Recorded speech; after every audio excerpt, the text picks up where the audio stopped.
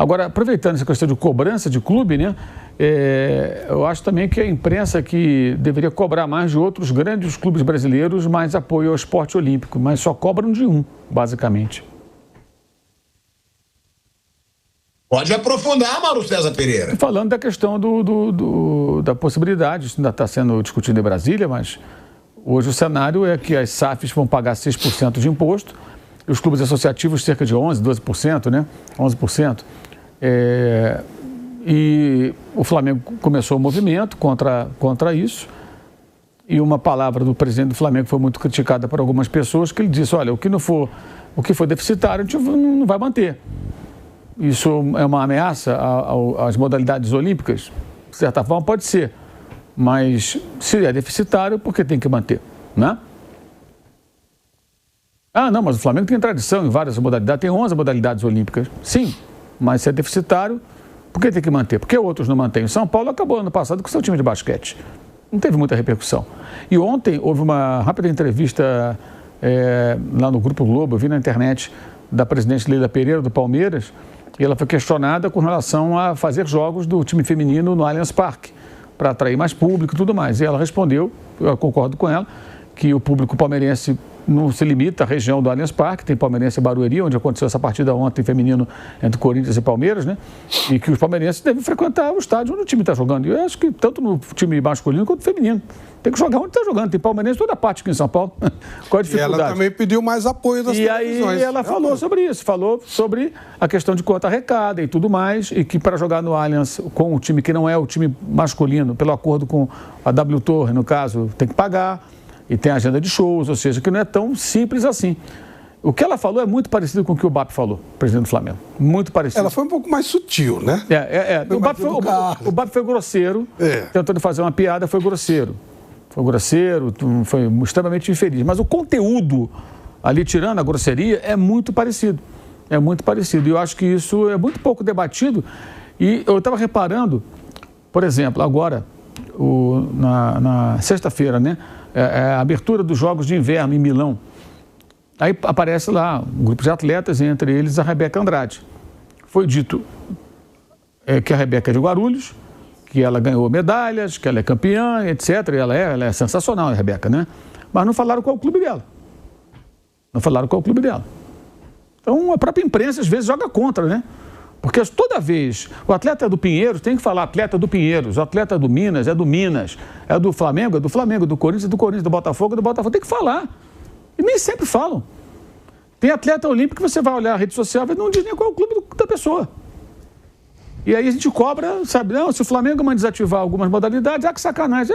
Realmente, a sacanagem começa primeiro com uma tributação que favorece, isso é só absurdo, favorece as SAFs, não tem cabimento, gente. O Exército ajuda, né? O Exército também, né? A Marinha tem atletas que... Tem também, né? Tem, até o time feminino do Flamengo era associado com a Marinha há pouco tempo atrás. Então, eu acho que, falando em cobranças do Abel Ferreira, que eu acho que são pertinentes, em boa parte do que ele falou, eu acho que tem essas questões também, né? Cobra-se apoio para isso, para aquilo outro, tudo, mas quando está lá o atleta não fala um nome, e essa questão é muito pouco debatida. Cara, por que, por exemplo, eu vou lá, sou um milionário, ou sou um investidor, ou tenho um grupo de investidor, eu compro um time de futebol, vou pagar 6% de imposto, aí o clube associativo vai pagar quanto? Vai pagar 11%. Qual é a lógica disso? Forçar as pessoas a virarem SAF? Eu sei que essa lei, ela não foi criada, imagino eu, com esse propósito, mas é um efeito colateral, que é muito grave, porque aí o que acontece? Bem, eu tenho aqui 11 modalidades olímpicas, eu pago 11%. Se eu for só futebol, eu pago 6%. E você tem no Brasil clubes que só se dedicam ao futebol. Na Europa também. Muitos clubes que só tem futebol. Não tem basquete, não tem vôlei, não tem nada. Se você for, por exemplo, no Atlético Paranaense, isso uma vez eu entrevistei o presidente Petralha, e na época ele nem era presidente, depois ele voltou à presidência. Lá no clube, lá no CT, ele falou, olha, nós tínhamos a Vila Olímpica, se não falha a memória, foi vendida, investimos tudo no CT, o CT do Atlético é espetacular. Aliás, tem um conceito muito legal lá, e eu almocei lá no dia, fiz uma visita, conheci todo o CT, fiz uma matéria muito grande, e os jogadores do profissional e o da base convivem no mesmo ambiente, todo mundo junto. Aquele hotel lá dentro? Todo mundo junto. Aí você tem, claro, alojamentos de profissionais, são quartos individuais, melhores. Os garotos são beliches ali, dividindo 4 meninos e tal. Os campos, né? Tudo... Mas os campos são os mesmos, o refeitório é o mesmo. Aí você está comendo, tá o cara do profissional ali comendo, o garoto de 14, 15 anos comendo do lado. Facilita convive, conversa. Claro. Senta do lado, e aí, moleque, joga onde? Ah, eu jogo no sub-15, não sei o quê. Joga de quê e tal, conhece, pergunta, tira uma foto, convive. É legal pra caramba isso aí. Achei muito legal. Um conceito muito interessante de convivência dos futuros jogadores que sonham ser com os adultos, com os caras que são as referências do clube, né? E a gente almoçou lá e tal, e comida ótima, tudo muito bom, tudo muito bem, sensacional. O Atlético investiu tudo nisso. O salto do Atlético passa por aí. Ele abriu mão de outras modalidades esportivas. O nome do clube é Clube Atlético Paranaense. Quando o clube chama Clube Atlético, é porque ele tem o quê? Competições atléticas, esportes, modalidades. Eu parto desse princípio, né? Como tem um Clube Atlético Mineiro e por aí vai. Clube Atlético Paulistano, né? Em São Paulo. Sim. Né? Que tem várias modalidades também. É um clube poliesportivo. E aí o que acontece? O Atlético investiu no seu CT, que é espetacular. O sócio do Atlético é o sócio torcedor. Todo o setor de RH e tudo lá dentro, dos funcionários do clube. E aí eu fui depois na arena da Baixada, que é outro CNPJ, com a equipe que faz a gestão também trabalhando lá dentro, os escritórios lá dentro e tal. E ali você faz o quê? Recebe os jogos do Atlético, tudo, faz show, faz eventos, etc. e tal. É uma outra unidade. Você não vai jogar tênis no Atlético, jogar pelada com os amigos, fazer natação, matricular seu filho na escolinha de vôlei. Não tem, porque não tem. O Atlético ele se dedicou só ao futebol. É uma escolha, não estou aqui a criticar, não. Estou até elogiando a estrutura e é uma escolha que eles fizeram. Mas é curioso quando no Brasil um clube tem várias modalidades esportivas e também o futebol, o caso do Flamengo, e quando se faz um questionamento, algumas pessoas são contra. Então é o quê? A SAF que tem que pagar menos imposto? Então que se equipare isso, que se discuta isso. Porque a SAF, o que é a gente no Brasil? A SAF é o quê? O clube grande está quebrado, ou até um pequeno, o médio, está quebrado, os caras aparecem e compram.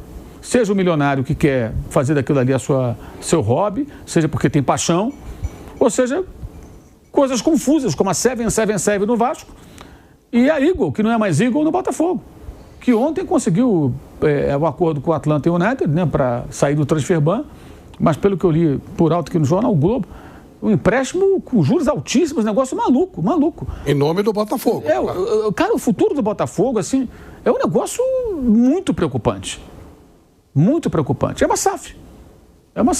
Quer dizer, então, tem várias questões que eu acho que mereciam mais atenção e discussão e cobrança, né? E isso envolve futebol feminino, esportes olímpicos e essa questão que é bem relevante, que pode ter efeitos colaterais muito nocivos para o futebol, para o esporte olímpico brasileiro. Que aí você vira SAF, então, né? E você pode virar uma SAF parcial. Fortaleza é assim. O Landim defendia isso no Flamengo. Então você pode fazer o seguinte, eu vou virar uma SAF de 20%. Você faz a votação no Conselho Deliberativo, vamos aprovar o seguinte, vamos vender 20%. Só pode vender 20%. O controle dos 80% é do clube associativo.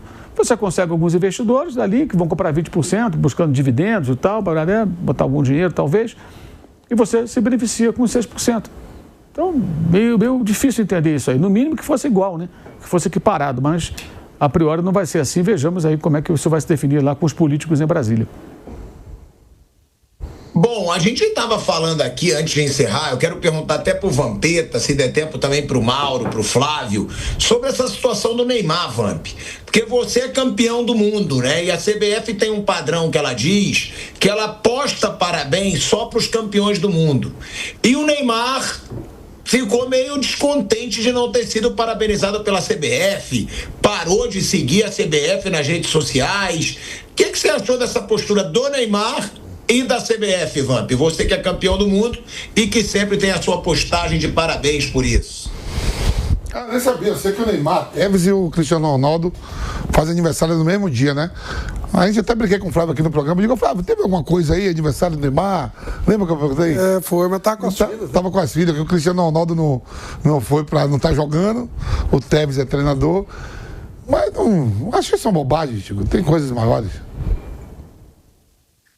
Flávio. Eu acho um bom critério a CBF postar só para campeões do mundo. Eu acho um critério legal.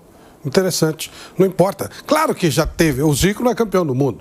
E o Zico é muito maior do que, sei lá, pelo menos 70% dos que foram campeões do mundo. Para mim, depois do Pelé, é o Zico, já falei isso. Mas não muda nada isso aí. Isso não vai diminuir a carreira, o tamanho do jogador. Mas eu acho que a CBF precisa ter um critério. Qual é o critério? Você posta para que nível do jogador? Então, campeão do mundo. Beleza, acabou. Acho que é um bom critério esse da CBF.